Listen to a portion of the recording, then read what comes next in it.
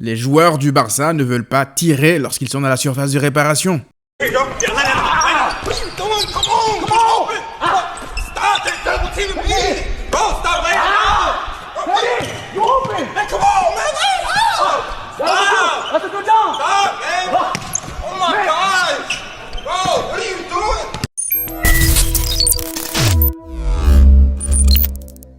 Bonjour à toutes et à tous, bienvenue pour le débrief de la victoire du Barça face à Almeria.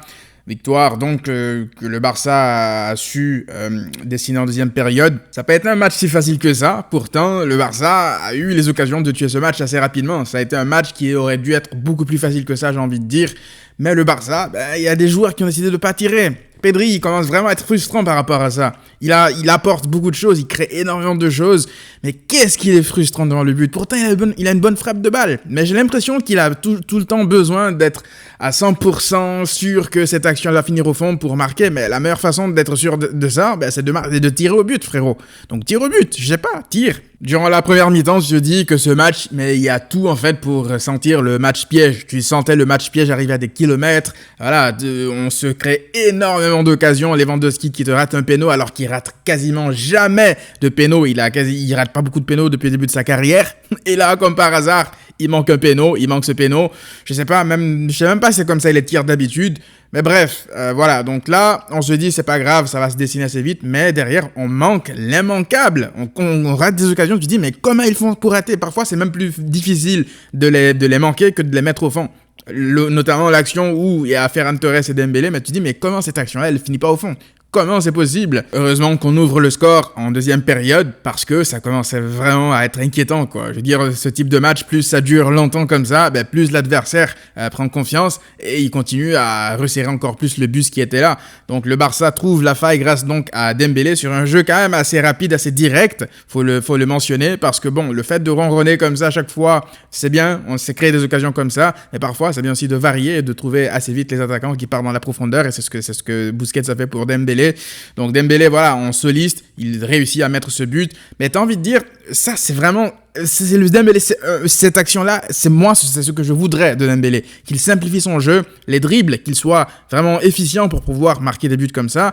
Mais sur l'action derrière, le type, il t'élimine le gardien, il fait le plus dur. Mais tu dis lui aussi, comme Pedri, mais tire frérot, pourquoi il tire pas? Il fait un crochet, il revient derrière, et voilà, l'action elle est morte. Bon, ça me rappelle moi, parfois, lorsque je joue sur FIFA, j'ai tellement envie de mettre un but propre, que voilà, j'en fais trop. Et c'était le cas pour Dembélé. Maintenant, heureusement qu'il nous sauve quelque part. Il ouvre le score parce que t'ouvres pas le score face à ce type d'équipe, derrière, ça devient de plus en plus compliqué de marquer. Donc, on peut remercier Dembélé pour ça. Derrière, tu as Frenkie de Jong aussi qui commence le match avec une passe qui aurait pu mener à un but de Almeria, mais Ter Stegen nous sauve. Attention quand même parce que ce type d'erreur, c'est souvent des erreurs de concentration. Ça peut te coûter un match, mais bon, heureusement, ça n'a pas été le cas. Et en plus, derrière, il se relève, il fait un bon match, il te met ce but, il a eu une vraie bonne activité. J'ai aimé quelque chose dans l'attitude aujourd'hui de Frenkie de Jong, c'est qu'il a fait quand même pas mal de fautes. Alors on peut se dire que oui, ce sont des fautes et tout, on peut pas parler d'un joueur en positif parce qu'il a fait des fautes, mais pour moi ça montre de l'engagement quelque part. Ça montre que le joueur, il court, il est motivé, il est hargneux quelque part, et ça c'est important, ça, dans l'attitude. Il n'a pas forcément toujours été comme ça, Frenkie de Jong, et ça, il a fait je pense 4 fautes ou 5 fautes d'affilée au bout d'un moment parce qu'il était dur sur l'homme, il était teigneux en fait.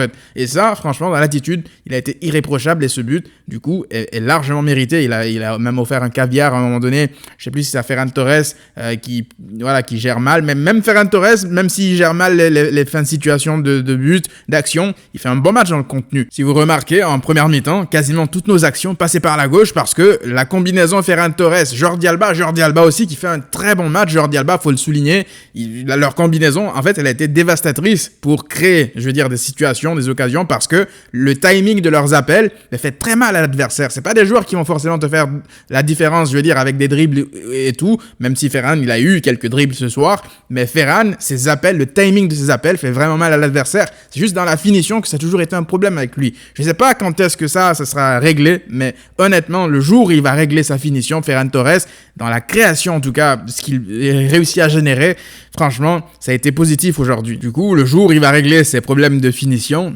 il pourra pourra être ce joueur-là qui réussira à te mettre 15-20 buts, toutes compétitions confondues durant une saison. Et ça, c'est pas rien, c'est pas à négliger. Globalement, le Barça a maîtrisé son adversaire. Voilà, il a fait respecter son statut face à une petite équipe. En vrai, Almeria n'a quasiment pas existé. Encore une clean sheet à la maison. Ça fait depuis le début de la saison, le Barça n'a pas encaissé un seul but au contre nous en Liga. Depuis le début de la saison, c'est quand même très très fort ça, de réaliser cet exploit-là. Mais c'est surtout dû au style de jeu qui a été implémenté de nouveau par Xavi. C'est-à-dire que l'adversaire ne voit plus le ballon lorsqu'on joue en tout cas face à des adversaires modestes, même assez bons comme Villarreal ou Bilbao, ben ils touchent pas le ballon. Et ça nous permet de garder notre cage inviolée. Ter Stegen n'est pas autant sollicité que les saisons dernières. Donc ça, franchement, c'est positif aussi à retenir. Et enfin, comment ne pas parler de l'homme qui attirait toute l'attention ce soir. Gérard Piqué, parlons-en. Donc aujourd'hui, c'était son dernier match au Camp Nou. Il a eu des hommages, honnêtement, moi. Déjà, le jour de son annonce, lorsqu'il a publié la vidéo sur les réseaux, je vais pas vous mentir que ça ne m'a pas laissé insensible. Ça veut pas dire que, voilà, je pleure son départ ou quoi que ce soit, mais ça m'a fait quand même un petit pincement au cœur. Ça m'a rappelé pas mal de souvenirs du passé, de la Pep Team, de Piqué, des bons moments en fait. Maintenant, je pense que aujourd'hui, on est arrivé à un point où ce qu'on ressent aujourd'hui, c'est pas normal de le ressentir. C'est-à-dire qu'aujourd'hui, la grande majorité des supporters ressentent du soulagement que Piqué termine sa carrière. C'est du soulagement et on n'est pas censé en arriver là. Et là, j'en veux un peu à Piqué, j'en veux un peu à toutes ces légendes-là qui ne savent pas en fait quand s'arrêter. Parce que je suis persuadé que Piqué, il aurait arrêté quelques années plus tôt, les émotions qu'on ressent ce soir, elles auraient été décuplées, mais x10. Parce que Piqué, on peut pas juste fermer les yeux sur les choses positives et juste retenir les choses négatives, parce que ces dernières années, ça a été quasiment que des choses négatives. Mais je pense qu'aujourd'hui, il faut savoir aussi reconnaître ce que Piqué a représenté pour ce club. Piqué a été une légende, c'est une légende du Barça. Maintenant, j'ai vu, voilà, il y a des débats, est-ce que Piqué est une légende ou pas, voilà, il a des mauvais moments et tout. C'est vrai qu'il y a beaucoup qui gardent pas de très bons souvenirs à cause justement des humiliations à répétition, à cause de son implication sur pas mal de choses négatives. Mais à titre personnel, je vais essayer de garder le positif. Et on peut pas fermer les yeux sur le positif. Il a fait partie du meilleur Barça de l'histoire et il a été un joueur important. C'est pas juste un joueur de rotation ou quoi que ce soit, un joueur titulaire dans tous les meilleurs Barça, ceux qui ont en tout cas remporté les Ligues des Champions, les Ligas durant cette dernière décennie, même plus, en tant que joueur titulaire important. Donc, on peut pas, du coup, fermer les yeux dessus. Donc, aujourd'hui, ce que je disais donc tout à l'heure, c'est que moi, j'ai pas envie qu'on en arrive au point où limite on insulte des joueurs qui ont autant apporté au club, limite qu'on soit désagréable avec ces joueurs-là, parce que ce sont des joueurs qui représentent pour moi un patrimoine pour le Barça. Ce sont des joueurs qui représentent un symbole, des joueurs qui ont apporté des choses au Barça. Et moi, vous qui regardez cette vidéo, je pense que vous pensez pareil, on n'a pas envie d'en arriver là, on n'a pas envie de détester des joueurs qu'on a aimés. Et ça, c'est de leur faute quelque part, parce qu'il faut savoir quand s'arrêter. Xavi a su quand s'arrêter, Iniesta pareil, Puyol pareil. Malgré tout le négatif qu'il y a eu encore récemment,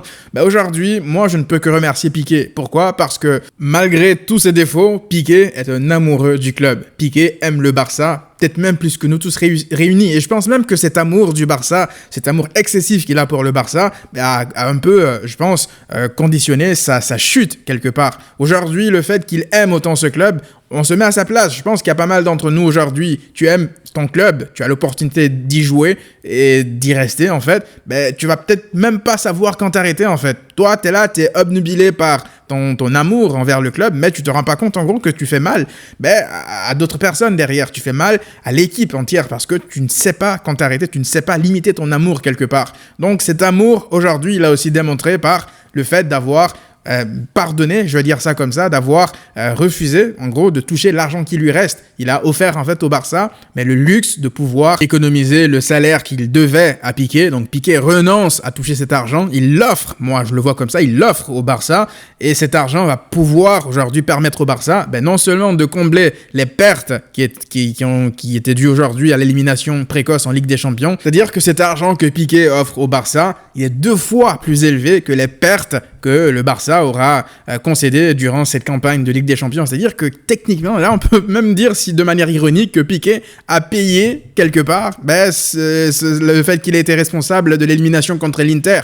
Alors, c'est pas uniquement à cause de sa faute. Il y a eu des matchs avant ce match contre l'Inter, retour au Camp Nou. Il y a eu des matchs après. Mais je veux dire, aujourd'hui, on peut le dire comme ça. Littéralement, il paye de sa poche l'élimination aujourd'hui. Donc, en termes financiers, ça va faire énormément de bien au Barça. En plus, parce que ça permet de dégager du fair play financier, ce qui veut dire que le Barça pourra recruter de nouveau lors des prochains mercato. Donc c'est une bouffée d'oxygène incroyable pour le Barça aujourd'hui. Et ne me dites pas, ouais, comme je l'ai lu la dernière fois, ouais, son geste c'est la moindre des choses, etc. Non, ce n'est pas la moindre des choses. Vous prenez en fait des choses comme acquises dans ce monde du foot, dans n'importe quel monde déjà, où il y a de l'argent à flot, sachez que les gens sont des requins. Pensez pas que nous, on regarde le foot dans la vraie vie, ah ouais, c'est normal qu'ils laissent tomber, je veux dire, un montant d'argent. On parle de plus de 30 millions d'euros. Je sais pas si vous vous rendez compte. Vous, est-ce que vous auriez fermé les yeux sur un montant comme ça? Donc, ne dites pas que non, c'est le minimum qu'il aurait pu faire. Non, aujourd'hui, c'est un type qui met de côté cet argent, alors qu'il aurait pu, il devait le prendre contractuellement, je veux dire, cet argent. Il le refuse, il l'offre au club. Moi, je peux pas fermer les yeux sur ça. Pensez pas que c'est le monde des bisounours, le monde du foot, là. Un mec qui renonce à autant d'argent, juste comme ça, sans rien en retour. Moi, je sais pas pour vous, mais ça force le respect. Donc voilà, c'est la fin de carrière d'un joueur qui a été extrêmement longue. Voilà, il y a eu des hauts, il y a eu des bas, beaucoup de hauts, beaucoup de bas aussi. Mais comme je l'ai dit en début de vidéo, tout à l'heure, je vais dire, à titre personnel, je vais essayer de retenir que le positif.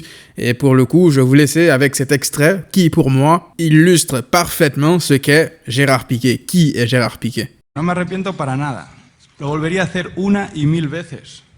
Yo soy así. Yo vengo aquí el año pasado en semifinales de Champions, dije, quiero una final Barça-Madrid, pero en casa, viendo el Madrid-Juve, iba con una camiseta de Buffon.